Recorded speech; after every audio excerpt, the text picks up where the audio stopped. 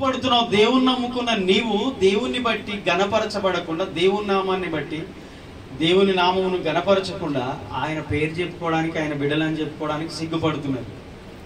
నిజంగా యేసయ్య చెప్పాడు ఈ మాట, నన్ను గురించి లోకములో ఎవరు సిగ్గుపడతారో వారిని గురించి రేపు పరలోకంలో తండ్రి ఎదుట నేను వారి గురించి సిగ్గుపడతానని. రేపు మనం అక్కడికి వెళ్ళినప్పుడు మనల్ని గురించి యేసు ప్రభు వారు సిగ్గుపడే విధంగా మనం ఉండకూడదు అనమాట. మనం ఆయన ధైర్యంగా ఒప్పుకోవాలి ఈ లోకంలో ఉన్నప్పుడు. ఆ ధైర్యం నీకు లేకపోతే అసలు దేవుణ్ణి వదిలేసి లోకంలో కలిసిపోవడం మంచిది. అంటే అటు నరకానికన్నా పోతాం, సాతానికన్నా అనుకూలంగా ఉంటాం, లేదా పూర్తిగా దేవునికన్నా అనుకూలంగా ఉంటాం. జాగ్రత్త. సిగ్గుపడే వాళ్ళు నిజంగా దేవుని బిడ్డలు కానే కాదు. దేవుని గురించి సిగ్గుపడకుండా దేవుని బిడ్డనని చెప్పుకోవడానికి, గర్వకారణంగా చెప్పుకోవడానికి ఎల్లప్పుడూ సిద్ధంగా ఉన్నారు. ఒకవేళ ఆయన నామంలో నీకు హింస కలిగిన, శ్రమ కలిగిన, నింద కలిగిన, ఈ లోకంలో ప్రభువుని అంగీకరించినందుకు నీకు బాధ కలిగిన, నీవు బాధపడాల్సిన అవసరం లేదు. ఆ పేరును బట్టి నీవు ఆయన నామాన్ని ఘనపరచాలి. ఒకవేళ నువ్వు క్రైస్తవుడు అయినందుకు బాధ అనుభవించవలసి వస్తే ఆ పేరును బట్టి ఆయన ఘనపరచు. రేపు పరలోకంలో దూతలు ఎదుట దేవుడు నిన్ను ఘనపరుస్తాడు.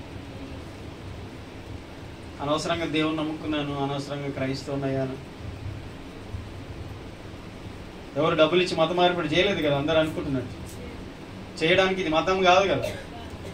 డబ్బులు ఇచ్చి చర్చికి రమ్మని, డబ్బులు ఇచ్చి మతం మార్చుకొని, డబ్బులు ఇచ్చి బాప్తిసం తీసుకొని ఎవరు చెప్పలేదు.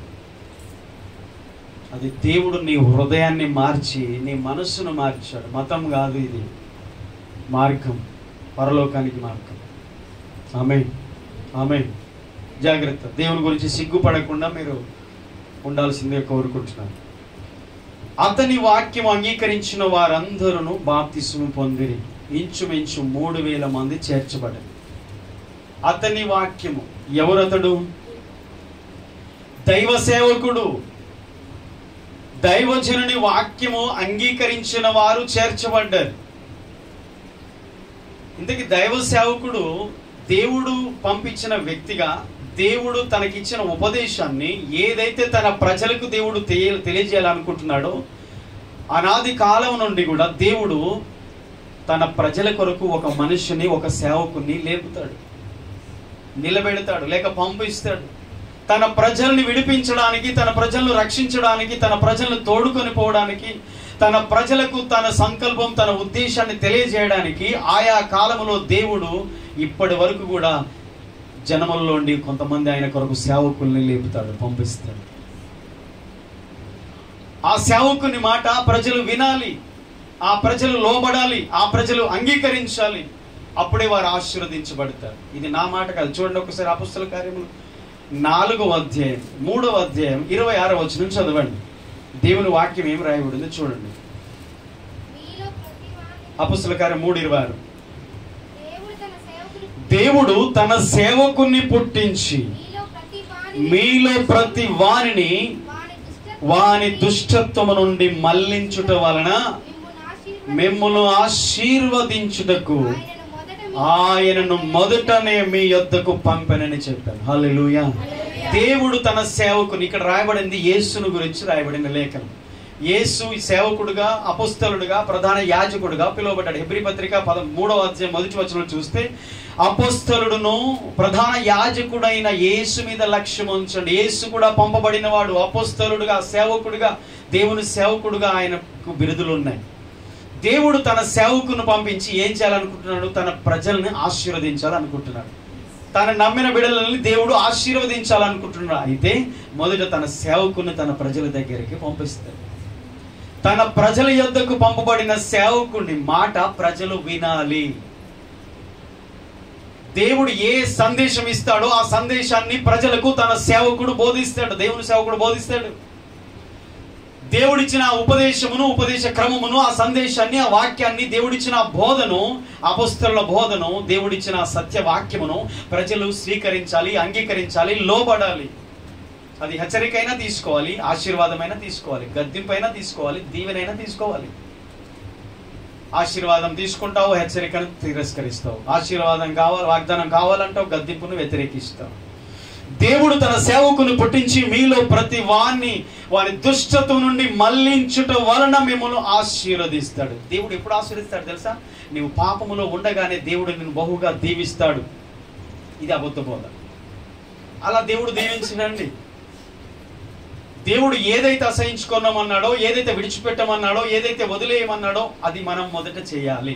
ఆమేన్. ప్రతి ఆశీర్వాదానికి ముందు ఆజ్ఞ ఉంటుంది. ఇదిగో నేను అబ్రహామా, నేను దీవించాలనుకుంటున్నాను, అయితే నువ్వు ఈ పని చేయి. అబ్రహాము నుండి మనం చూస్తున్నాం దేవుడు ఒక వ్యక్తిని ఎప్పుడు దీవిస్తాడంటే దేవుని మాటకు లోబడినప్పుడు. తన సేవకుని పంపి అంట ప్రతి వాని దుష్టత్వం నుండి మళ్లించుట వలన. సేవకుడు చేసే పని ఏంటి? ప్రజలను వారి యొక్క చెడు మార్గం నుండి దేవుని మార్గంలో నడిపిస్తాడు సేవకుడు. అపొస్తలుల బోధ మనం తర్వాత నేర్చుకుంటాం. అబద్ధికుల బోధ అది కూడా నేర్చుకుంటాం. అపొస్తలుల బోధ వర్సెస్ అబద్ధికుల బోధ. అబద్ధ బోధకులు ఉన్నారు ఈరోజు. టీవీలో వచ్చే ప్రతి ప్రసంగము కూడా మనం చాలా జాగ్రత్త పరీక్షించాలి. అన్ని బోధలు సత్య బోధలు కానీ కావు. ప్రజలు ఎలాగ అలవాటు పడిపోయారంటే సోలో, స్వేచ్ఛ, స్వతంత్రత, సహవాసం అక్కర్లేదు, సంఘ క్రమం అక్కర్లేదు, ఆత్మీయ క్రమశిక్షణ అక్కర్లేదు, ఆత్మీయ తండ్రి, ఆత్మీయ తల్లి, ఆత్మీయ నాయకుడు, నాయకత్వ విధానాలకు లోబడే విధానం లేదు. ఈరోజు ప్రజలకి ఏంటంటే రెడీమేడ్ ఫుడ్ లాగా అయిపోయింది. ఇంటికి వచ్చి వండుకొని తిని లేట్ అవుతుంది, వస్తూనే కర్రీ ప్యాంట్కి వెళ్ళి కొంచెం అన్నం కొంచెం కూర తెచ్చుకుంటాడు. మరి అదంటే తిండి సరిపోయింది. సంఘానికి అలా లేదు. యేసు ప్రభు తన సంఘం కొరకు వస్తాడు.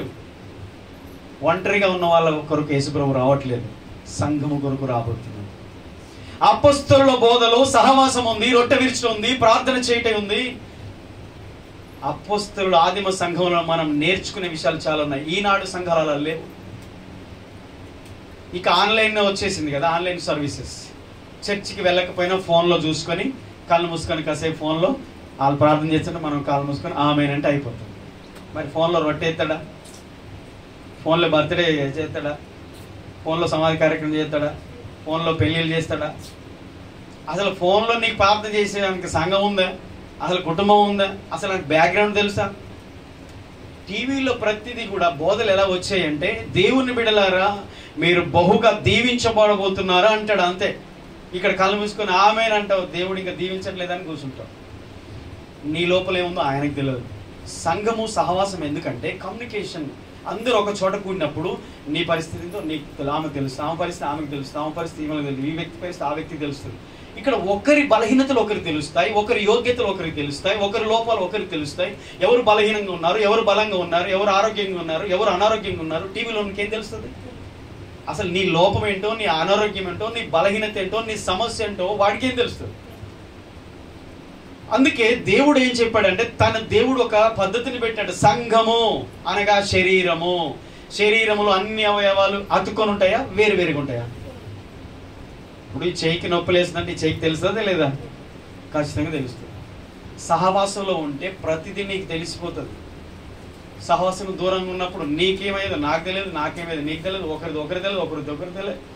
అసలు ఒకరికొకరు ప్రార్థన చేయరు, ఒకరికొకరు విజ్ఞాపన చేయరు. ఒకరి పాపం ఒకడు ఒప్పుకోమని దేవుని వాక్యం చెప్తుంది, ఒకరికొకరు ప్రార్థన చేయమని చెప్తుంది, ఒకరి భారములు ఒకడు భరించడని దేవుని వాక్యం చెప్తుంది. ఇవన్నీ కూడా శరీరంలో అవయవాలు ఎలాగైతే ఒకే శరీరంలో ఉన్నాయో అవయవాలన్నీ కూడా సహవాసంలో ఉన్నప్పుడే ఈ కమ్యూనికేషన్ బలంగా ఉంటుంది. సహవాసానికి దూరమైనప్పుడు సమస్యలు తలెత్తుతాయి. గమనించండి, దేవుని వాక్యానికి మనం విధేయత చూపకపోతే ఇక మనం చేసే ప్రతిది కూడా వ్యర్థమైపోతుంది, ఉపయోగం లేకుండా అయిపోతుంది. అందుకనే సత్యబోధలో మనం ఉందాం, దేవుని వాక్యమును అంగీకరించుదాం. ఒక మాట దేవుడు పంపించిన సేవకుడు చెప్పిన మాట విన్నప్పుడు 3000 మంది ధర్మశాస్త్రం తెలిసిన వారు, యెహోవా దేవుని ఆరాధించేవారు, యూదులు, నిష్ఠగా భక్తి చేసేవారు, యూదుల పండగలు అన్ని క్రమంగా పండగలు చేసేవారు, దేవుడు అంటే పిచ్చి ప్రాణం, బలులు అర్పించేవారు, వారు ఏది తూచే తప్పకుండా రోషం కలిగి ధర్మశాస్త్ర విషయంలో, కట్టడల విషయంలో, పండగల విషయంలో, ఆచారాల విషయంలో నిష్ఠగా పాటించే జనసమూహం. పెంతెకొస్తు దినమున వచ్చిన 3000 మంది ప్రజలు దైవ సేవకుడు వాక్యాన్ని బోధిస్తున్నప్పుడు వ్యతిరేకించలేదు, తిరస్కరించలేదు, తిరుగుబాటు చేయలేదు, తృణీకరించలేదు, అక్కడి నుంచి ముఖం మార్చుకొని వెళ్ళిపోలేదు. ఆ వాక్యాన్ని గ్రహించారు. లోపం మాలోనే ఉంది, దేవునిలో లేదు. ఆయన తన సేవకుని పంపించాడు మా కొరకే, మమ్మల్ని ఆశీర్వదించడానికే పంపించాడు. మమ్మల్ని దుష్టత్వం నుంచి మళ్ళించి మమ్మల్ని దీవించడానికి దేవుడు తన సేవకుడైన యేసును పంపాడు. మేము అతన్ని తృణీకరించాం, మేము అతన్ని సిలువ వేసి చంపాం, మేము తప్పు చేశామని హృదయంలో నొచ్చుకున్నారు. అయ్యలారా, సహోదరులారా, మేము ఇప్పుడు ఏం చేయాలి అన్నారు. మారు మనసు పొందమని చెప్పారు. ఇంకేదో చెప్తారేమో అనుకుంటే మారు మనసు పొందమన్నారు. ఇది కూడా కష్టమే. నా పరిస్థితి బాగోలేదంటే ముందు నువ్వు సరి చేసుకో, దేవునికి లోబడం అంటే కష్టమే కదా, మనకు కష్టమా కదా. మనల్ని పొగడేటోళ్ళు అంటే మనకి ఇష్టం, కానీ మనల్ని కొంచెం సరి చేయడానికి, గద్దించడానికి ఎవరైనా చెప్తే కోపం వస్తుంది. అవునా? అస్సలు కోపపడకూడదు. మనం సరి చేయబడడానికి ఇష్టపడాలి. ఆమె అప్పుడే మనము దేవుని చేత దీవించబడతాం. ఆ మాట మారు మనసు పొందండి అంటే, మేము అబ్రహాము సంతానము, మేము యూదా జనాంగము, మా చరిత్ర ఇంత, మా పితరులు వీరు, మా వాగ్దానములు మావి, ధర్మశాస్త్ర సంబంధులం మేము అని వారి గొప్పలు చెప్పుకోలేదు, కానీ మారు మనసు పొందారు. ఆమె వారి గొప్పతనాన్ని చూపించుకోలేదు, కానీ వారి జీవితాన్ని దేవుని ఎదుట సరి చేసుకున్నారు, అంతే. అప్పుడే దీవించబడ్డారు, అప్పుడే వారు ఆశీర్వదించబడ్డారు, చేర్చబడ్డారు. 3,000 మంది ఆ దినమున. అదే తిరస్కరిస్తే 3,000 మంది ఈ రోజు కూడా వారికి రక్షణ లేకుండా అయిపోయింది. వారి గురించి మనం చెప్పుకునే వారం కానే కాదు. ఈరోజు మన పరిస్థితులను బట్టి దేవుని మీద నింద వేయకుండా దేవుని ఎదుట మన జీవితాలు యథార్థంగా కట్టుకోవడం ప్రారంభించుదాం. ఆమేన్. దేవుడు మంచివాడు, మంచివాడు, మంచివాడు. ఎవరైతే దేవుని యథార్థంగా వెతుకుతున్నారో, యథార్థంగా ఆరాధిస్తున్నారో, యథార్థంగా ఆయన ఆశ్రయిస్తున్నారో, నిజముగా వారిని కన్నీళ్లు దేవుని ఎదుట కారుస్తున్నారో, యథార్థ హృదయులై నడుచుకుంటున్నారో వారిని దేవుడు చూస్తున్నాడు. ఆమేన్. యెహోవా కన్నులు నీతిమంతుల మీదను ఆయన చెవులు వారి ప్రార్థన వైపు చెవి ఉన్నాయంట. లోపములు సరి చేసుకోవడమే మన పని. దేవుడు దీవిస్తాడు, దేవుడు ఆశీర్వదిస్తాడు, దేవుడు కడతాడు, దేవుడు మనల్ని నడిపిస్తాడు. దాని గురించి మీరు చింతించకండి. ఇక్కడ దేవుని వాక్యం ఏం చెప్తుందంటే, దైవ సేవకుడు ద్వారా వచ్చిన మాటను అంగీకరించారా లేదా? అతని వాక్యం అంగీకరించిన వారందరూ, అతని వాక్యం, సేవకుణ్ణి దేవుడు పంపి తన ప్రజలతో మాట్లాడు. అయితే ప్రజలు వాక్యాన్ని అంగీకరించారు. దుష్టత్వం నుంచి మళ్ళించి వారిని ఆశీర్వదించుటకు మొదట వారి వద్దకు దేవుడు తన సేవకుని పంపించాడు. అయితే ఆనాడు వారు వ్యతిరేకించి సిలువ వేసి చంపారు. మాకు రాజు అక్కర్లేదు, నువ్వు మాకు అవసరం లేదు, కైసరు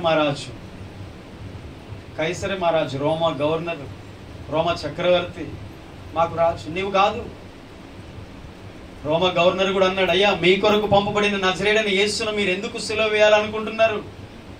యూదులకు రాజు కదా ఆయన అంటే, కాదు ఇతడు దేవదూషణ చేయించినాడు, వాడిని సిలువ వేయండి. దేవుడు పంపిన వాడిని తిరస్కరించినప్పుడు ఎంత శిక్ష దండనకు పాత్రులైపోయారు.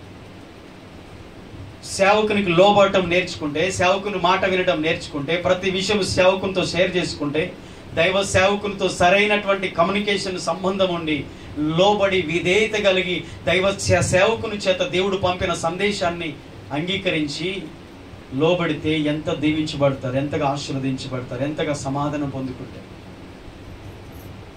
మాకు తెలుసు, మేము అబ్రహాం సంతానం.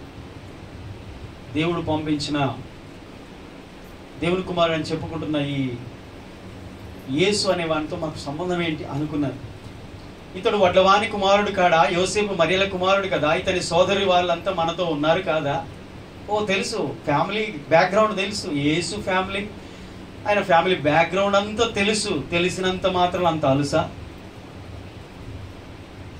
తెలుసు. ఆ మాటలన్నీ బైబిల్లో ఉన్నాయి. ఆ మాటలు వాళ్ళు మాట్లాడుతున్నారు, నిజంగా వారు అర్థం చేసుకోలేకపోయారు. కానీ దేవుడు పంపిన వాని చేతనే నీ జీవితం కట్టబడుతుందన్న విషయం నీకు తెలవాలి.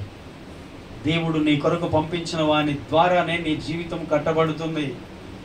టీవీలో ఉన్న వానితోని, సెల్లులో వాక్యం చెప్పే వానితోని ఏంటి ఎక్కడెక్కడో వాక్యాలు వింటూ ఉంటాం.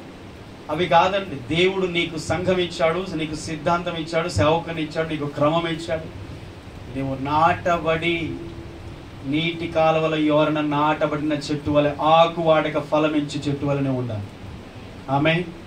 నాటబడాలి. నారుగా ఉంటే గింజలు రావు. నారు అక్కడి నుంచి తీసి నాటు పెట్టాలి. సంఘంలో నువ్వు నాటబడాలి. నేను నాటబడను, నేను అక్కడే ఉంటా అంటే నీకు రావు. ఇంతే ఉంటావు, అన్ని గింజలు ఉంటాయి. ఏ కొమ్మైనా ఏ చెట్టు అయినా తీసుకొచ్చి ఖచ్చితంగా నర్సరీల నుంచి తీసుకొచ్చి నాటబడాలి. సరైన స్థలంలో నాటబడాలి.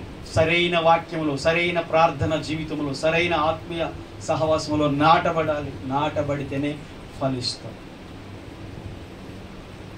అంగీకరించకుండా చేర్చబడడం అసాధ్యం. గుర్తుపెట్టుకోండి.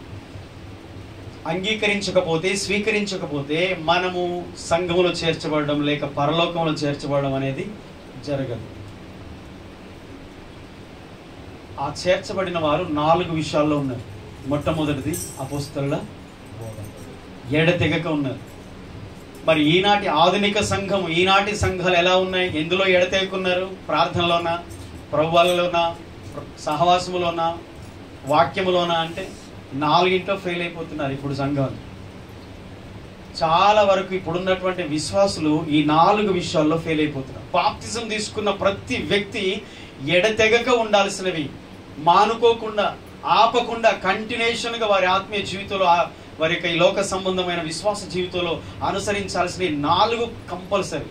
మొట్టమొదటిది ఈరోజు మనము జ్ఞాపకం చేసుకుందాం. అపోస్తలుల బోధ అనగా దేవుడు తను పంపించినటువంటి తన సేవకుల ద్వారా ఏ సందేశాన్ని, ఉపదేశ క్రమాన్ని ఇచ్చాడో సంఘానికి, ఆ ఉపదేశ క్రమంలో, ఆ వాక్యంలో ఆ సంఘము ఎడతెగక ఉండాలి, నిలిచి ఉండాలి, ఆ వాక్యంలోనే ఎదుగుతుండాలి, ఫలించాలి. ఇక వాక్యాన్ని పక్కన పెట్టేసిన సంఘము ఎటు వెళ్తుంది? వాక్యాన్ని పక్కన పెట్టేసిన సంఘము ఎటువైపు ప్రయాణం చేస్తుంది? దేన్ని బేస్ చేసుకొని వారి జీవితాన్ని కట్టుకుంటున్నారు, నడిపించుకుంటున్నారు? లోకం మాటలనా, మనుషుల మాటలనా, లోక పద్ధతులనా, లోకములు వాళ్ళు వీళ్ళు చెప్పే మాటలను బట్టి నీ జీవితాన్ని కట్టుకుంటే అది నిలబడదు. ఈనాడు సంఘాలు కొన్ని అద్భుతాల మీద కట్టబడుతున్నాయి. దయ్యముల బోధ, భయంకరమైనటువంటి తప్పుడు సిద్ధాంతాల మీద సంఘాలు కట్టబడుతున్నాయి. సత్యవాక్యం మీద సంఘం కట్టబడట్లేదు. ఒక విశ్వాస జీవితము వాక్యం ద్వారా, వాక్యం మీద కట్టబడాలి.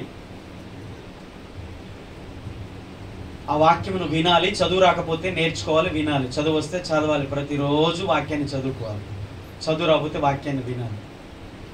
అయితే ఏది పడితే అది వినకూడదు. వాక్యమే కానీ తప్పుడు వాక్యం, తప్పుడు బోధలు, తప్పుడు అబద్ధపు బోధలు కూడా ఉన్నాయి. నాకు తెలిసి దేవుడిచ్చిన ఈ సంఘంలో, దేవుడిచ్చిన ఈ సంఘానికి ఇచ్చిన కాపరి ద్వారా వచ్చే బోధ సరిగ్గా వాక్యము, ఇక్కడున్న సేవకుడు చెప్పే వాక్యం ఇక్కడున్న సంఘము సరిగ్గా విని ఆ వాక్యానికి కట్టుబడి, ఆ వాక్యములో నిలబడి, ఆ వాక్యములో ఎదిగితే చాలు. ఇంకెక్కడెక్కడో వెళ్ళి ఇంకెక్కడెక్కడో బోధలు వినాల్సిన అవసరం లేనే లేదు. విస్తారంగా ఉంది. వినడానికి మనకు ఓపిక లేదు, నేర్చుకోవడానికి ఓపిక లేదు. ఈరోజు వింటున్న బోధలు, రకరకాల మాటలు, బోధలు మనం వింటున్నాం తప్ప దేవుడు ఏదైతే సందేశాన్ని ఇచ్చాడో ఈ గ్రంథాన్ని, ఇంతకుముందు చెప్పాం కదా, జ్యోతుల వల్ల ఉన్నారు మీరు, సత్యవాక్యమును, జీవవాక్యమును చేతపట్టుకొని లోకములో జ్యోతుల వల్ల మీరు కనబడుతున్నారు అన్నాడు. నిజంగా అలా కనబడుతున్నారా క్రైస్తవులు? ఈ వాక్యము మన జీవితంలో జ్యోతి వల్లే మనల్ని వెలిగించే. అందుకనే కీర్తనకారుడు అంటాడు, నీ వాక్యము నా పాదములకు దీపము, నా త్రోవకు వెలుగు. నీ వాక్యము నన్ను బ్రతికించినది, బాధలో నాకు నెమ్మది కలిగించింది. దేవుని మాటని, వాక్యాన్ని హృదయంలో ఉంటే చాలు, అది నీకు బాధల్లో నెమ్మది కలిగిస్తుంది. ఏ మనిషి వచ్చి నీకు నెమ్మది ఇవ్వకపోయినా దేవుని వాక్యం నీలో ఉంటే ఆ సమయంలో ఆ వాక్యము నీతో మాట్లాడుతూ ఉంటుంది. ఆ వాక్యము నీలో ఉండి సజీవమైన వాక్యము కనుక ఆ వాక్యము నిన్ను ఆదరిస్తూ ఉంటుంది, నీతో మాట్లాడుతూ ఉంటుంది, ధైర్యపరుస్తూ ఉంటుంది. ఆయన అనుభవం నుంచి చెప్తున్నాడు కీర్తనకారుడు, నా పాదములకు దీపం అంటే నేను ఎటు పడితే అటు వెళ్ళడానికి లేదు, నీ వాక్యం నాలో ఉంది కనుక నా అడుగులు సరిగ్గానే పడుతున్నాయి, తప్పుడు మార్గంలో నేను వెళ్ళట్లేదు. ఎందుకంటే వాక్యం ఎవరిలో ఉంటుందో ఆ వాక్యం వారిని సరైన మార్గంలోనే నడిపిస్తుంది. ఒకవేళ తప్పు మార్గంలో వెళ్ళినా ఆ వాక్యం మనల్ని హెచ్చరిస్తుంది, బాధలో నెమ్మదిస్తుంది, త్రోవకు వెలుగుగా ఉంటుంది. మనకు దారి సరిగ్గా కనిపించకపోయినా మనం ఈ లోపల ఎలా బ్రతకాలో దేవుని వాక్యం ద్వారా ఆ వాక్యం మనల్ని బోధిస్తూ మనల్ని బలపరుస్తూ ఉంటుంది. హల్లెలూయా. తేనె కంటే మధురమైనది, జుంటి తేనె ధారల కన్నా మధురమైనది. ఆ వాక్యాన్ని మనం పక్కన పెట్టి, ఆ బోధను పక్కన పెట్టి, సత్యవాక్యాన్ని పక్కన పెట్టి మనము భక్తి చేయాలంటే మన భక్తి వ్యర్థమే. వాక్యము లేని భక్తి వ్యర్థమే. ఎవరి జీవితంలో దేవుని వాక్యం ఉండదో ఆ వాక్యం లేకుండా చేసే భక్తి వారి సొంత జ్ఞానం చేత, సొంత తెలివి చేత చేస్తున్న భక్తి జీవితం అంతే. కాబట్టి దయచేసి విందాం. ఆదిమ సంఘము అపోస్తల బోధలో నిలిచి ఉంది. అపోస్తల బోధ. ఇంతకీ అపోస్తల బోధ ఏంటి? ఏం బోధ చేశారు వాళ్ళు? మొదటి అధ్యాయం చదువుకుంటూ వచ్చాం. యేసు క్రీస్తు రక్షకుడు, ఆయనే దేవుడు, ఆయన దేవుని కుమారుడు, ఆయన ద్వారానే రక్షణ. యేసును దేవుడు పంపాడు, ప్రతివాని పాపముల కొరకు ఆయన చనిపోయాడు. మేము సాక్షులం అని చెప్తున్నాడు. ఇంకేం చెప్తున్నారు తెలుసా? త్వరగా నేను చెప్పి ముగిస్తాను. చూడండి, అపోస్తల బోధ 20 అపోస్తల కార్యం 20 అధ్యాయం 20 వచ్చిన ఒకరు చదవండి. ఎవరైనా ఒకరు త్వరగా. అపోస్తల కార్యములు 20 అధ్యాయం 20 వచ్చిన. జాగ్రత్త వినండి, సంఘానికి చెప్తున్నమాట. ప్రయోజనకరమైనది ఏది దాచుకొనక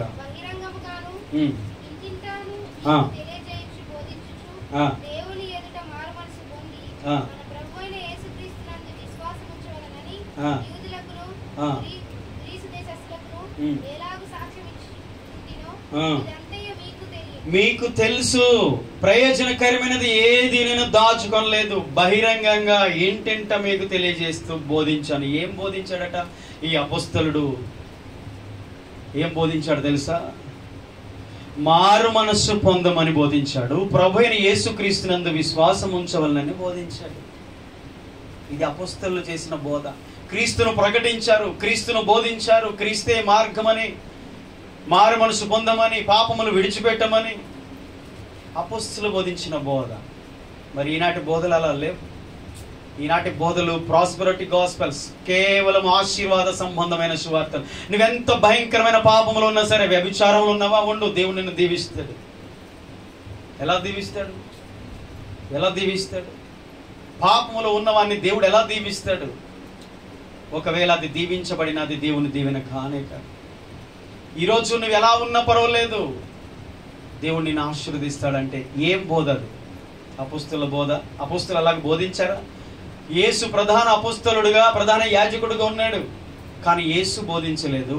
యేసు ద్వారా వచ్చిన అపోస్తలులు కూడా, పౌలుతో సహా ఎవరు అలాంటి బోధలు చేయలేదు. ఇంకేం బోధించారు? అపోస్తలుల కార్యం 17:30 చదవండి. అదే అపోస్తలుల కార్యములు 17వ అధ్యాయం 30వ వచనం. ఆ జ్ఞాన కాలములను దేవుడు చూసి చూడనట్టుగా ఉన్నాడు.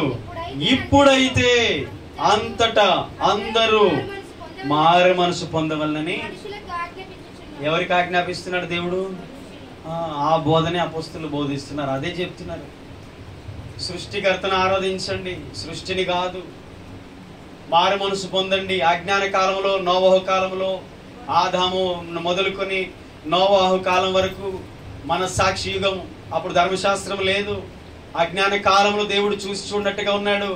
ఇప్పుడైతే అంతటా అందరూ మారు మనసు పొందాలి. ఆప్షన్ లేదు. అపోస్తలుల బోధ, సత్యవాక్యాన్ని బోధించారు. ఈరోజు సత్యవాక్యము సంఘానికి ఉందా? అసలు సత్యవాక్యాన్ని సంఘం ఇష్టపడుతుందా? నిజంగా ఈ సత్యవాక్యాన్ని ఉన్నట్టుగా దేవుని మాటలను బోధిస్తే ఈనాడు దురద చెవులు కలిగిన ప్రజలకు ఇది ఎంత మాత్రం వంట పట్టదు.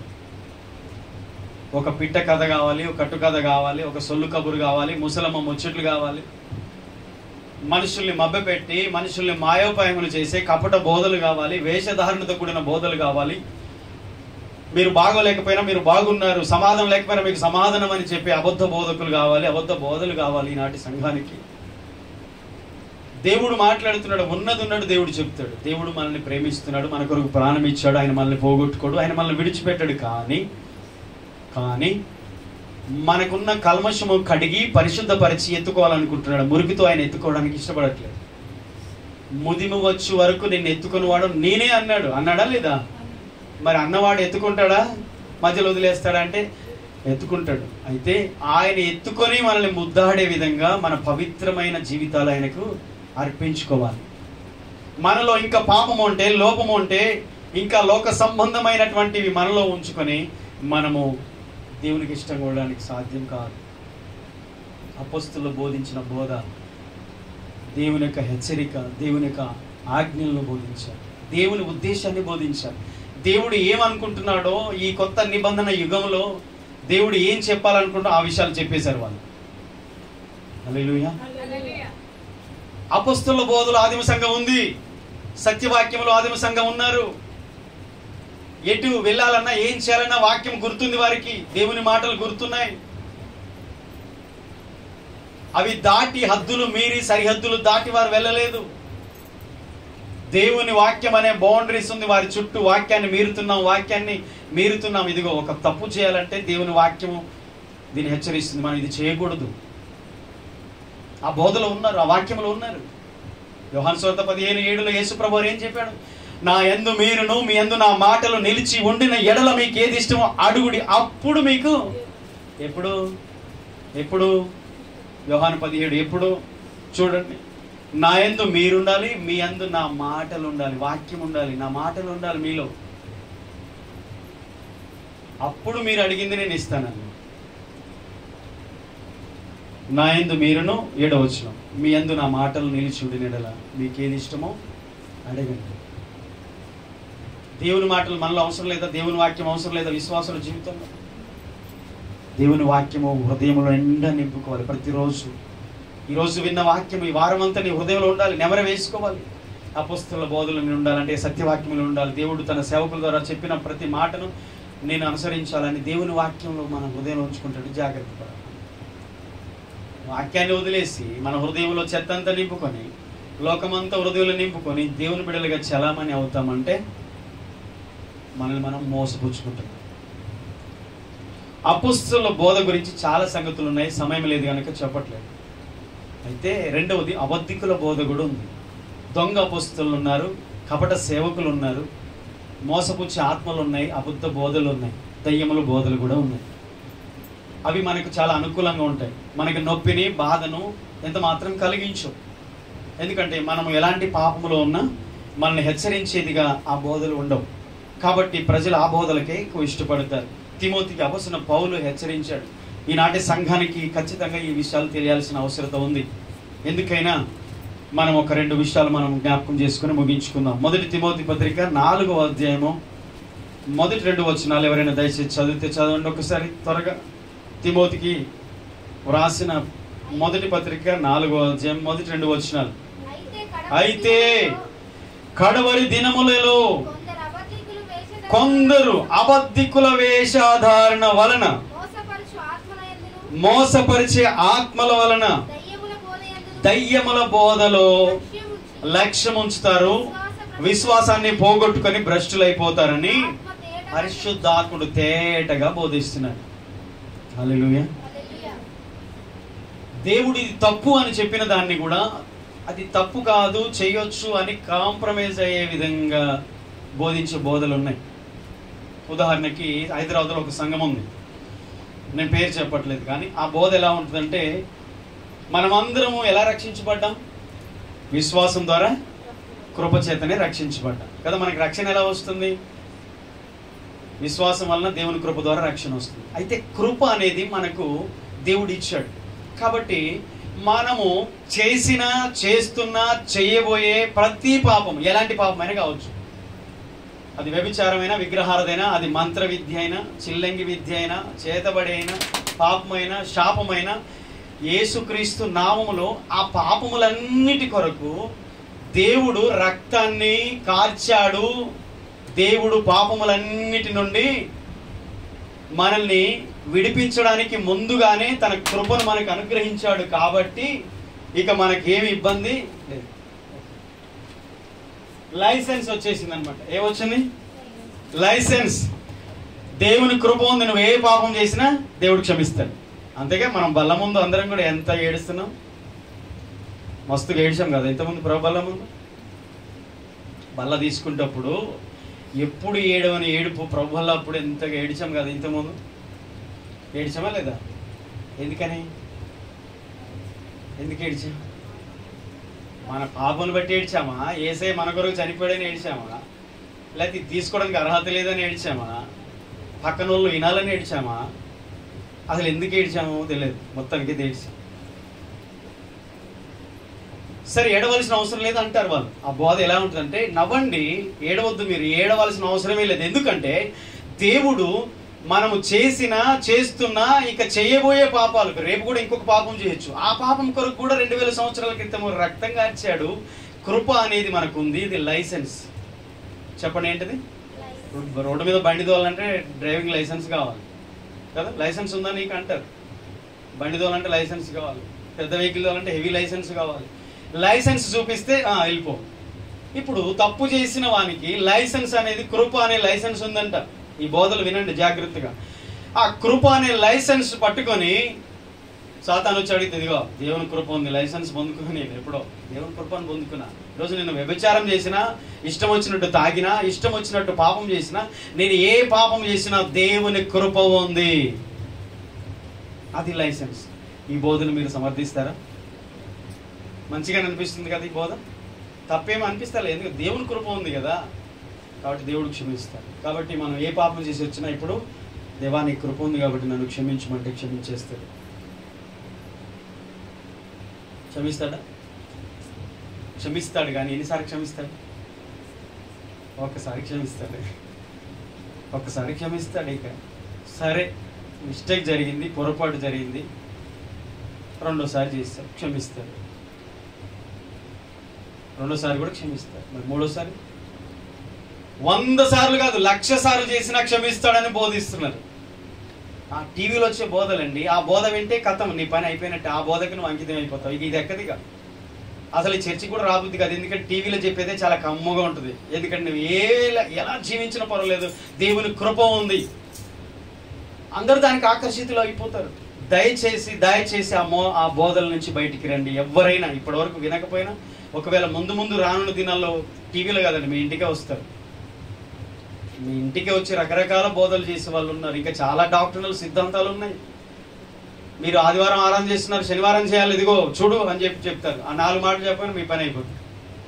మీరు వాక్యంలో బలంగా లేకపోతే, దేవుల్లో మీరు బలంగా లేకపోతే, సత్యవాక్యాన్ని మీరు వినకపోతే, 2 4 అని మీకు తెలిస్తే చాలు. 2 6 అని చెప్తే మనం నమ్మాల్సిన అవసరం లేదు. నమ్మడానికి దాన్ని ఒప్పించి అలా కాదు అని చెప్పడానికి అవసరం. 2 4 అనేది సత్యం మనకి తెలిస్తే చాలు. 2 4 6 2 4 ఎటు తిప్పినా 4, ఎన్నిసార్లు చెప్పినా 2 4 అవుతుంది, కానీ 6 కాదు, 10 కాదు. కాబట్టి ఎన్ని అబద్ధ బోధలు వచ్చినా సత్యబోధ నీకు తెలుసుంటే, అసలు నోటు నీకు తెలిస్తే ఇక దొంగ నోట్లు ఈజీ గుర్తుపడతావు. అసలు నోటు తెలవాలి. దొంగ నోట్లు 100 తీసుకొచ్చి ఇందులో అసలు నోటు ఏదని కనిపెట్టాల్సిన అవసరం. అసలు నోటు తెలుసుకుంటే దొంగ నోట్లు నీకు ఈజీగా తెలిసిపోతుంది. సత్యబోధ ఏదో నువ్వు తెలుసుకుంటే చాలా, అబద్ధ బోధ ఈజీగా నీకు దొరికిపోతుంది. వాక్యం ఇలా ఉందిగా, మీరు ఇలా చెప్తున్నారు ఏంటని మీరు వాళ్ళే ప్రశ్నిస్తారు. అంత్య దినములలో అబద్ధికుల వేషధారణల వలనంట కడవరి దినాల్లో కొందరు మోసపుచ్చు ఆత్మల యందు దయ్యముల బోధ యందు లక్ష్యం ఉంచుతారట విశ్వాసులు. ఏ బోధ యందు లక్ష్యం ఉంచుతారు? సత్యబోధ యందు లక్ష్యం ఉంచరు. అబద్ధ బోధ యందు దయ్యముల బోధ యందు లక్ష్యం ఉంచుతారు. అపొస్తలుల బోధ యందు లక్ష్యం ఉంచరు. అబద్ధ బోధకుల బోధ యందు లక్ష్యం ఉంచుతారు. అది చాలా చాలా ఇనసొంపుగా ఉంటుంది. అబద్ధ బోధ, కపట బోధ, వేషధారణతో కూడిన బోధ. మిమ్మల్ని పొగుడుతారు, గాలి కొడతారు, మిమ్మల్ని ఉబ్బిస్తారు, మిమ్మల్ని భ్రమ పెడతారు, మిమ్మల్ని మాయ చేస్తారు. మనుషుల మాయోపాయముల చేత, కపటపు మాటల చేత, మోసపుచ్చే ఆ బోధల చేత ఈనాడు విశ్వాసులు మోసపోతారు. ఆ బోధ ఎలాంటిదంటే దయ్యముల బోధ. అది హోలీ స్పిరిట్ కాదు, డెవిల్ స్పిరిట్, దురాత్మ, దయ్యపు బోధ. బైబిల్ పట్టుకుంటారు, వాక్యమే చెప్తారు, కానీ ఆ బోధ దేవుని ఆత్మ చేత బోధించేది కాదు.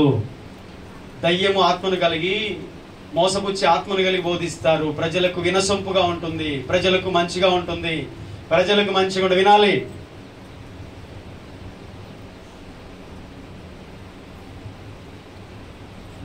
చాలా ఇంపుగా ఉంటుంది. వాటికి అలవాటు పడిన వాడు ఇక బయటికి రాలేరు. చాలా మంది ఎందుకు ఫిజికల్గా సంఘ సహవాసములో కలిసి ఉండలేకపోతున్నారు తెలుసా? ఇలాంటి వాటికి అలవాటు పడి సిటీలో కూడా ఇదే తెగులు. బిజీ లైఫ్, సెల్లులో ఆరాధనలో పాల్గొంటాం, సెల్లులో వాక్యం వింటాం, ఫోన్లో వింటాం, టీవీలో వింటాం, అయిపోతుంది. ఇక మరి తర్వాత వినడం వరకు టీవీలో ఓకే, ప్రార్థన చేసే కళ్ళు మూసుకోవడం వరకు టీవీలో ఓకే. జీవితం ఎలా? టీవీలో ఉన్నాడు ఎవడో నీకు తెలియదు, నువ్వెవడో వానికి తెలియదు. అయితే ఆ బోధలు ఊళ్ళల్లో ప్రజల్లో కూడా బయలుదేరాయి. అలాంటి బోధలు దయచేసి సంగమ అపోస్తలుల బోధ అంటే నిర్లక్ష్యం చేయకండి. సాక్షాత్తు ప్రభు అయిన దేవుడే సంఘము కొరకు అపోస్తలులకు అప్పగించినది ఉపదేశ క్రమం. యేసును గూర్చి మనకి ఏదైతే తెలిసిందో ఆ సత్యాన్ని మనం కలిగి ఉండి సత్యాన్ని ప్రకటించాలి, అలాగూ జీవించాలి. లేకుండా మీ ఇష్టం వచ్చిన బోధలు విని ఇష్టానుసారంగా మీరు ప్రవర్తిస్తే, అసలు ఈ బోధతో మాకు సంబంధం లేదు, వాక్యంతో సంబంధం లేదని మీరు అనుకుంటే, దేవునితో మనకు సంబంధం లేకుండా మనంతట మనం తెగదింపులు చేసుకున్నట్టు అయిపోతుంది.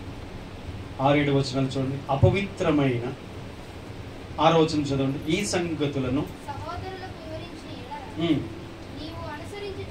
తిమోతికి పౌలు అపోస్తలుడు చెప్తున్నాడు. నీవు అనుసరించుచూ వచ్చిన విశ్వాస సుబోధ. ఏ బోధ? సుబోధ అంటే దుర్బోధ కూడా ఉంటుంది కదా, ఉంటుందా ఉండదా? సంఘం కూడా ఈరోజు పెరుగుతుంది. ఇప్పుడు వరిలో కలుపు మొక్కలు పెరుగుతున్నట్టు అబద్ధ బోధలు వచ్చినప్పుడు సంఘంలో కూడా బెరక గింజలు పెరుగుతూనే ఉంటాయి. సంఘం కూడా కలుపు మొక్కలతో నింపబడుతుంది. కొన్నిసార్లు పూర్తిగా సంఘమే అబద్ధ బోధతో నింపబడినప్పుడు సంఘమే నరకానికి సిద్ధపడుతూ ఉంటుంది. అందుకనే మీకు నేనంటే నా వాక్యం అంటే నా ద్వారా దేవుడు ఇచ్చిన ఉపదేశం అంటే కొంతమందికి ఇష్టం ఉండదు. అసలు నా వాక్యం వినరు, నేను చెప్పే మెసేజ్ వినరు, స్టేటస్ పెట్టరు, దానికి రిప్లై అయ్యరు, వాక్యాన్ని ఇష్టపడరు. అవసరమైతే ఆ వాక్యం వినకుండా బయటికి వెళ్ళిపోతారు, గ్రూపుల నుంచి లెఫ్ట్ అయిపోతారు, అవసరమైతే సంఘం నుంచి వెళ్ళిపోతారు, చర్చి మానేస్తారు, అసలు సేవకులతో సంబంధం లేకుండా చేసుకుంటారు. ఎందుకు తెలుసా? వాక్యాన్ని ఉన్నట్టు సత్యాన్ని బోధించడం ద్వారా. పౌలు తిమోతికి అదే చెప్తున్నాడు. నీవు అనుసరించుచూ వచ్చిన విశ్వాస సంబంధమైన సుబోధ, దుర్బోధ కాదు. మనుషుల్ని సంతోషపెట్టేది దుర్బోధ, మనుషుల్ని మెప్పించేది దుర్బోధ, మనుషుల్ని మాయ చేసి మనుషుల్లో లేని వాటిని ఉన్నట్టు కనిపరిచి చూపించి వాడు చెడ్డ వాళ్ళైనా మంచి వాళ్ళుగా వాళ్ళని పొగిడే బోధకులు ఉన్నారు. అలాంటి విశ్వాసులు కూడా తయారయ్యారు. అలాంటి బోధ కాదు ఇది, సుబోధ. నువ్వెలా ఉన్నావో నీకు ఉన్నదుండ్రే కూడా చూపించి దేవుని వాక్యం అర్థం అని చెప్పాను. బైబిల్ చెప్తుంది వాక్యము అద్దం లాంటిదట. అద్దం దగ్గరికి వెళ్తే మనం ఉన్నట్టు చూపిస్తుందా, లేదు చూపిస్తుందా? అద్దంలో మనం ఎలా ఉన్నామో అలాగే చూపిస్తుందా, లేకపోతే మనల్ని ఏమైనా బాధపడతారేమని కొంచెము వేరేలాగా చూపిస్తుందా? అద్దం ఉన్నట్టు చూపిస్తుంది. అది ప్రధానమంత్రి అయినా అట్లే చూపిస్తుంది, ఇంకే మామూలు నేను అట్లే చూపిస్తుంది. దానికి ఏం తేడా లేదు. అద్దం ఉన్నట్టు చూపి దేవుని వాక్యం అద్దం. కాబట్టి వాక్యము మనతో మాట్లాడుతున్నప్పుడు మనలో ఉన్నట్టు ఆ వాక్యం మనకి చెప్పినట్టు అనిపిస్తుంది. దానికి బాధపడాల్సింది ఏముంది? నొచ్చుకోవాల్సింది ఏముంది? సహవాసం దూరం కావాల్సింది ఏముంది? దేవునికి దూరం అవ్వాల్సింది ఏముంది? దేవుడు కదా వాక్యం అంటే. వాక్యం అంటే అర్థం కదా. అర్థము మనము ఎలాగున్నామో అది చూపిస్తుంది కదా. మరి దాని కొరకు ఎందుకు మనం బాధపడాలి? సుబోధను నువ్వు అనుసరించి వచ్చిన విశ్వాస సంబంధమైన సుబోధ సంబంధమైన వాక్యముల చేత పెంపారచు. మంచి పరిచారకుడు కూడా. సుబోధ సంబంధమైన ఈ మంచి వాక్యముల వలన నువ్వు పెంపారచు, నీవు క్రీస్తు యేసునకు మంచి పరిచారకుడు అయ్యుండు. కిందేం చెప్తున్నాడు తెలుసా? అపవిత్రములైన కొన్ని ఉన్నాయి, పనికిరాని మాటలు, ముసలమ్మ ముచ్చట్లు విసర్జించి దైవుని భక్తి విషయంలో నీకు నీవే సాధకం చేసుకో. దైవ భక్తి అనేది సాధకం చేయాలి అంతే. 10 సంవత్సరాల క్రితం గంట ప్రార్థన చేశానంటే మరి ఇప్పుడు ఉండదు, అది పోతుంది. నిన్నున్నదే ఈరోజు ఉండదు. ప్రతి దినం సాధకం చేయాలి. ఇది ఎక్సర్సైజ్ లాంటిది. భక్తి అనేది సాధన అవసరం. భక్తి సాధన. సంవత్సరం క్రితం నేను ఇంత చేశాను, నేను అంత చేశాను, మరి అది పోయింది. ఇప్పుడు అది కాపాడుకుంటేనే కంటిన్యూ చేస్తేనే ఉంటుంది. నిన్న కూడా బాగా ప్రార్థన చేశాను, ఈరోజు చేయట్లేదు అంటే పోతుంది. ఎందుకు పోతుంది? పోతుంది. సాతాను ఊకుంటాడా, లోకం ఊకుంటుందా, మన శరీరం ఊకుంటుందా? భక్తి చేయలేదు. విశ్వాసం కూడా పోగొట్టుకుంటాం. కాబట్టి భక్తి సాధన చేయాలి. అయితే ఎలా చేయాలంటే ముసలమ్మ ముచ్చట్ని విసర్జించి చేయాలి. ముసలమ్మ ముచ్చటలు, అపవిత్రములైన ముసలమ్మ ముచ్చటలు. ఎవరైనా కలిస్తే వాక్యం మాట్లాడుకుంటారు, దేవుని గురించి ఏమైనా మాట్లాడతారా? ఇద్దరు సహోదరులు కలిస్తే దేవుని గురించి వస్తాయా? రానే రావు. దయచేసి చెప్తున్నాను, ముసలమ్మ ముచ్చట్లు, అపవిత్రమైన మాటలు మాని దేవుని వాక్యములో ఆ వాక్యం మన హృదయంలో ఉంచుకొని ఆ వాక్యాలు మాట్లాడదాం. దేవుని గురించి మాట్లాడదాం, దేవుని కార్యాల గురించి మాట్లాడదాం, లేదా మన అవసరతల గురించి, ప్రార్థన అవసరత గురించి మాట్లాడుకుందాం.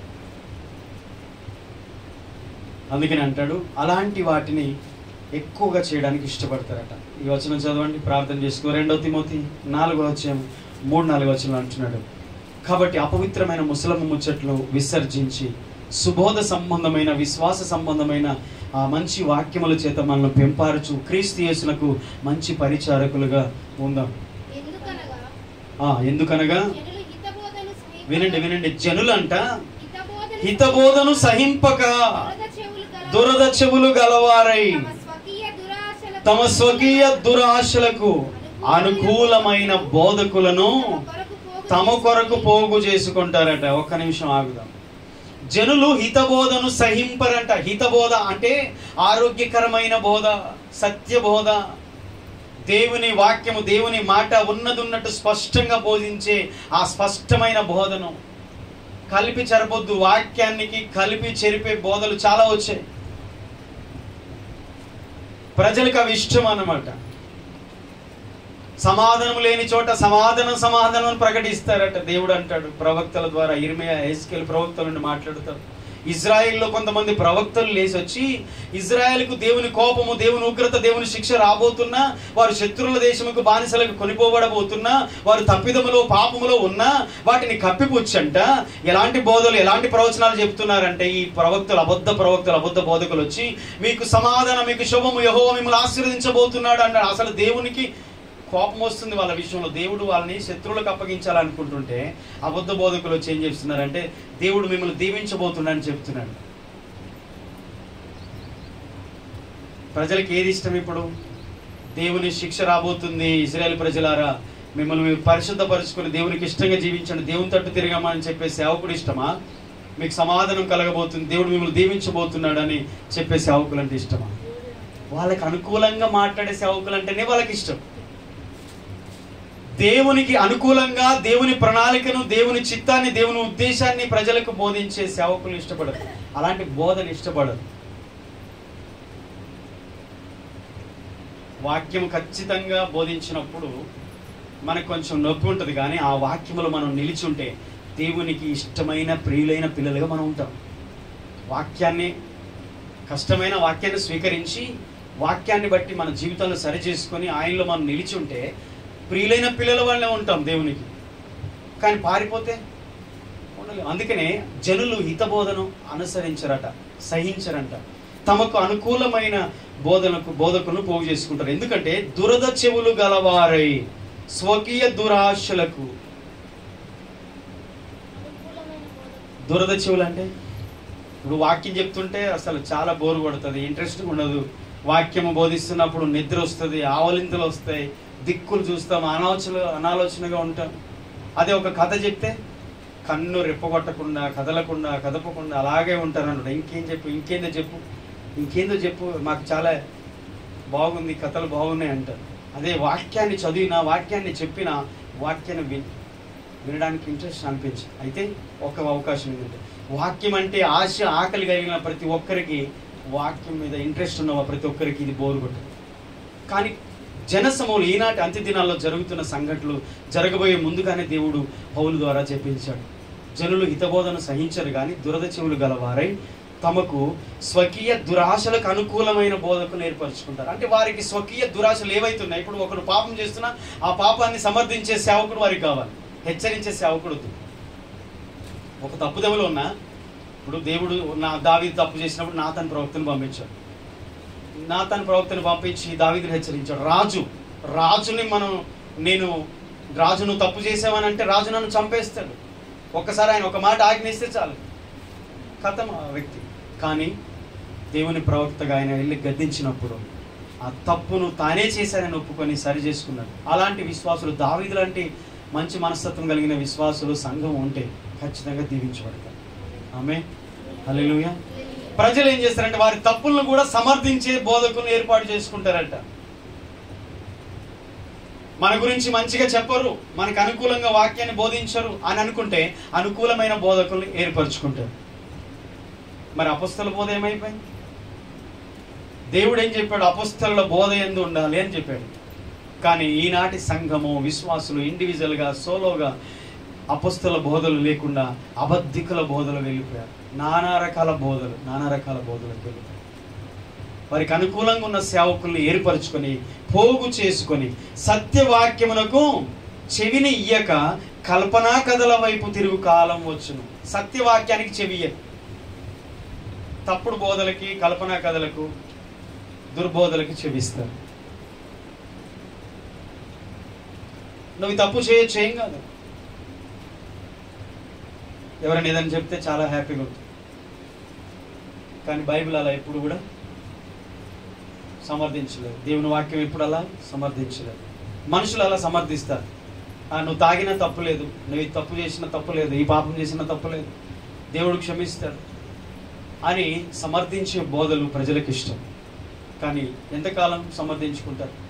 అలా కానే కాదు. అందుకనే కొన్ని హెచ్చరికలతో కూడినవైన అపొస్తలుల బోధలో వైరాగ్యం ఉంది, అపొస్తలుల బోధలో పరిశుద్ధత ఉంది, అపొస్తలుల బోధలో సత్యం ఉంది, అపొస్తలుల యొక్క బోధలో దేవుని యొక్క జీవం అనేది ఉంది. కనుక ఆ బోధకు కట్టుబడి, ఆ బోధకు లోబడి, ఆ బోధను అంగీకరించిన వారందరూ కూడా చేర్చబడి భూమిని తలకిందులుగా చేసేవారుగా మార్చిపడ్డారు. దేవుని ఆత్మచేత నింపబడ్డారు. దేవునికి సాక్షులుగా వారు జీవించారు. నిజంగా ముందు ముందు చదివితే అధ్యాయాల్లో వారు విడిచిపెట్టిన పాపాలు ఎన్నో వారి జీవితాల్లో దేవుడు మార్చాడు. వారిని ఒక్కసారి వెలిగించాడు దేవుడు. అపొస్తలుల బోధలో ఉంటే, వాక్యంలో నిలిచి ఉంటే, మరి దైవ సేవకుని ద్వారా దేవుడిచ్చిన ఈ వాక్యాన్ని, సందేశాన్ని మనం వినకుండా, అనుసరించకుండా, మన బోధలో నిలిచి ఉండకుండా మనం ఫలించేది ఎట్లా? దేవునికి మహిమ వచ్చేది ఎట్లా? కాబట్టి సత్యవాక్యంలో నిలిచున్నాం, అపొస్తలుల బోధలో ఉన్నాం. ఇంకా 3 ఉన్నాయి: సహవాసము, ప్రార్థన, రొట్టె విరుచుట. కాబట్టి అపొస్తలుల బోధ గురించి ఈరోజు నేర్చుకున్నాం. వారు యేసును ప్రకటించారు, మారు మనసు గురించి ప్రకటించారు, యేసునందు విశ్వాసం గురించి ప్రకటించారు, యేసును దేవుడుగా ప్రకటించారు. సంఘములో పౌలుకు ఇచ్చిన పత్రికలు, పౌలు రాసిన 14 పత్రికలు కానీ, పేతురు రాసిన పత్రికలు కానీ, యోహాన్ రాసిన పత్రికలు కానీ, ఇక్కడ ఎన్నో విషయాలు సంఘానికి, సార్వత్రిక సంఘానికి కావలసిన సమస్తాన్ని పరిశుద్ధాత్మ దేవుడు ఈ భక్తుల ద్వారా రాయించాడు. మరి ఆ బోధలో సంఘం నిలిచి ఉండాలి. నా ఇష్టానుసారంగా నేను ఉంటాను, భక్తి చేస్తానంటే అసలు పరలోకము నిన్ను దేవుడు పరలోకము యాక్సెప్ట్ చేయడు. ఎందుకంటే దేవుడు ఒకసారి ఇచ్చిన దాన్ని ఇంకో రెండోసారి ఇయ్యడు. అపొస్తలులు వేసిన పునాది మీద ఈనాడు సంఘం కట్టబడాలి. మూలరాయి క్రీస్తే, కానీ పునాది అపొస్తలులు వేశారు. ప్రతి రాయి కూడా పునాది మీదనే కట్టాలి, కానీ ఇష్టం వచ్చిన కాడ కట్టుకుంటానంటే కుదరదు. అపొస్తలుల బోధలో నీ జీవితాన్ని కట్టుకోవాలి. దేవుడు నీకు ఇచ్చిన దైవజనుడి ద్వారా వచ్చే సందేశము, ఈ వాక్యము, సత్యవాక్యాన్ని నువ్వు వినాలి. ఆ వాక్యములో నువ్వు నిలిచి ఉండాలి. ఈ వాక్యాన్ని పక్కన పెట్టేసి ఎవడో చెప్తాడు, మీటింగ్లో ఏడో టీవీలో చెప్తాడు, అక్కడ చెప్తాడు, ఇక్కడ చెప్తాడని సోదంతా విని, అపవిత్రమైన ముసలమ్మ ముచ్చట్లు విని, కల్పనా కథలు, వేస్ట్ అయిపోతుంది లైఫ్. దేవుడు మనకు ఇచ్చిన సందేశాన్ని మనం తీసుకొని దానిలో మనం జీవిస్తేనే చివరి వరకు మన జీవితం ఆశీర్వాదకరంగా ఉంటుంది. దేవుడు మనల్ని దీవిస్తాడు. ఆమేన్. అలాగే ఉందుముగాక. దేవుడు మనల్ని దీవించిన. కళ్ళు మూసుకుందాం, ప్రార్థన చేద్దాం. అపొస్తలుల బోధ యందును, సహవాసమందు, రొట్టె విరుచుటందు, ప్రార్థన చేయటి యందు ఎడతెగక ఉండిరి. దేవుడు తన సేవకుని లేపి, సేవకుని పంపి, ఇదిగో తన ప్రజల్లో నుండి వారిని దుష్టత్వం నుంచి మళ్లించి వారిని ఆశీర్వదించుటకు మొదటిగా సేవకుని పంపించాడు.